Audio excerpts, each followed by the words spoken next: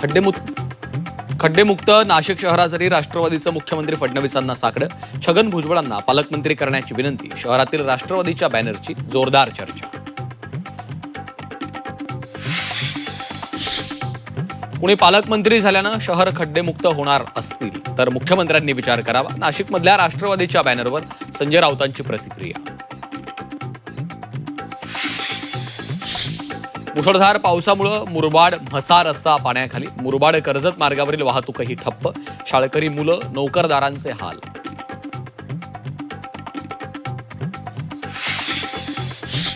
राज्यातल्या 17 जिल्ह्यांमध्ये सरासरीपेक्षा कमी पाऊस.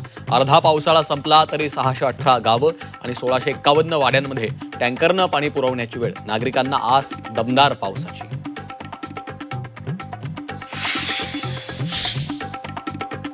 राज्यातल्या शेतकऱ्यांच्या खात्यात उद्यापासून कर्जमाफीचे पैसे येणार. 16,94,000 शेतकऱ्यांना मिळणार लाभ. तर आयकर भरणारे 94,000 शेतकरी कर्जमाफीतून अपात्र झाल्याची सूत्रांची माहिती. बीएमसीच्या इनोव्हा खरेदी प्रस्तावावर फडणवीसांची नाराजी. झी 24 तासच्या सूत्रांची माहिती. उधळपट्टी थांबवा, जनतेचा पैसा विकास कामांसाठीच खर्च करा, फडणवीसांचे खडे बोल. संसदेच्या तिसऱ्या आठवड्यातही विरोधक आक्रमक. लोकसभा आणि राज्यसभेचं कामकाज दुपारी 2 पर्यंत स्थगित.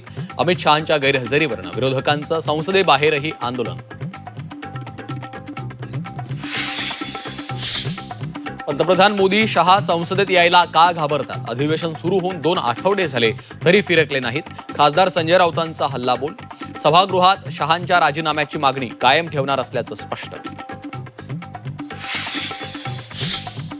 पुण्यात सीओईपी कॉलेज विरोधात अभाविपा आक्रमक. फी वाढीच्या मुद्द्यावरनं कॉलेज विरोधात आंदोलन. विद्यार्थ्यांना विश्वासात न घेता फी वाढ केल्याचा आरोप.